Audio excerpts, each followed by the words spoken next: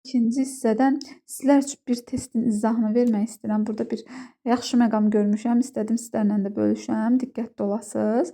Yəni sizin də qarşınıza çıxa bilər. Buraxılış imtahanında olsun, blok imtahanında olsun, qarşınıza çıxa biləcək bir məqamdır, çaşdırıcı məqamdır. Baxaq.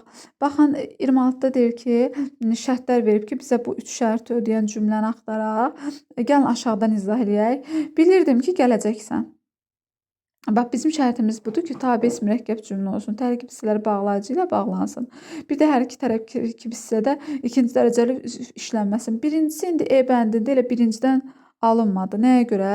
Deyir, bilirdim ki, gələcəksən. Əgər bir cümlədə ki varsa, tabelik bağlayıcısı varsa, deməli həmin cümlə tabeli mürəkkəb cümlədir. Çünki tabeli bağlayıcılar başqa heç yerdə işlənmir. D'yə baxaq. İskəndər Poladdan sədd çəkdirir. Tayfa hücumlardan xilas olur. Bu isə intonasiya ilə bağlanmış tabeli mürəkkəb cümlədir. Nədən bilirəm tabeli mürəkkəb cümlədir? Bax, İskəndər Poladdan sədd çəkdirir. Ona görə də tayfa hücumlardan xilas olur. Baxın, fikir verirsiniz, bu intonasiya ilə yaranmış tabeli mürəkkəb cümlədir. Mən bura ona görə də səbəb bağlayıcısını əlavə edə bilirəm. İntonasiya ilə də bağlananda və bura mən özümə səbəb bağlayıcısını da əlavə edə bilərəm. Ona görə bu da olur. Deməli, tabeli mürəkkəb cümlə. Hər ikisi, bu cümlənin hər ikisi bu sxema uyğundur.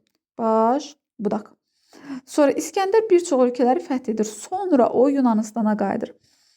Bu isə bax, indi gəlin buradan baxaq. Deməli, baxın, birinci şərtimizə uyğun gəldi. Tabesiz mürəkkəb cümlədir. Ardıcıllıq əlaqəsidir. Tabesiz mürəkkəb cümlədir. Amma deməli, baxın, deyir ki, tərkib hissələri bağlayıcı ilə bağlansın. Bağlayıcı ilə bağlanmayıb, baxın, burada hanı bağlayıcı? Yəni, bu ikinci şərt uyğun gəlmədiyinə görə biz bunu da götürə bilmərik. Bu da getdi. Sərkərdə səyahətə çıxır və hər yerdə yaxşılıq edir. Baxaq, bu tabesiz mürəkkəb cümlədir. Bəli, burada vədə var. Baxın, səyahətə çıxır kim? Sərkərdə. Yox, tabesiz mürəkkəb cümlə deyil, uşaqlar. Üzr sayın. Bu sadə cümlə olacaq. Nəyə görə? Baxın, səyahətə çıxır kim? İskəndər. Elə yaxşılıq edir kim? Deməli, sərkərdə, daha doğrusu səyahətə çıxır kim? Sərkərdə.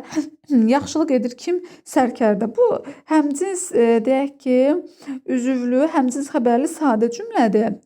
Yəni, tabesiz mürəkkəb cümlə deyil. Bu bizim birinci şərtimizi ödəmir. Bu da getdi. Yəni, birinci şərtə uyğun deyil. İndi qaldı A bəndi. Gəlin bir dənə A bəndinə baxaq, uşaqlar.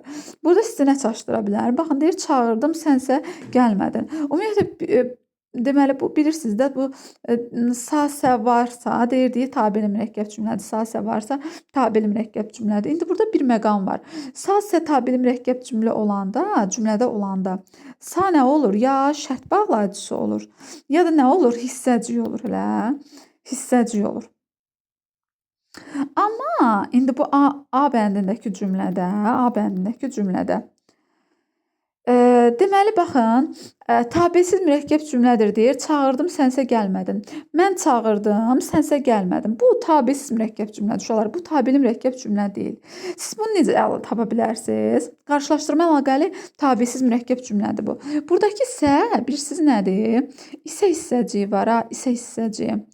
Daha doğrusu, bir dəqiqə, isə qarşılaşdırma bağlayıcısı var, ha.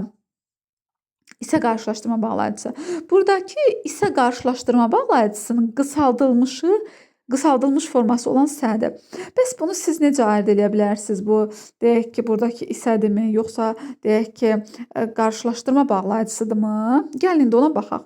Ümumiyyətlə, bax, bu nəyin üzərindədir? Sən əvəzliyin üzərindədir, elə deyil. Deməli, bu şərt şəkilçisi ola bilməz, getdi. Siz indi deyək ki, qarışdıra bilər ki, bu hissəcikdir, yoxsa qarşılaşdırma bağlayıcısıdır. Bunun üçün nə edirsiniz? Buradakı isəni silin.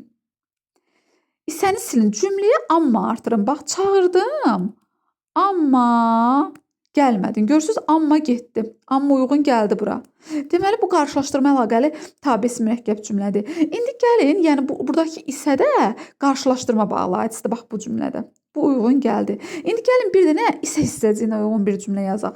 Deyirəm ki, oxuyursa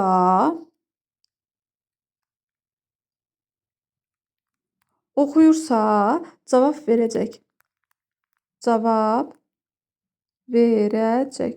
Və yaxud da ki, dərsini oxuyursa cavab verəcək.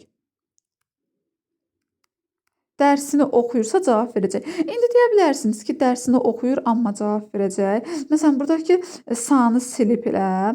Deyək ki, buradakı sanı silib. Siz yerinə amma qoya bilərsinizmi? Əlbəttə ki, yox. Deməli, buradakı artıq sağın nə olacaq? Bax, buradakı sağ nə olacaq? Artıq bu olacaq hissəcik. Cavabımız oldu A bəndi.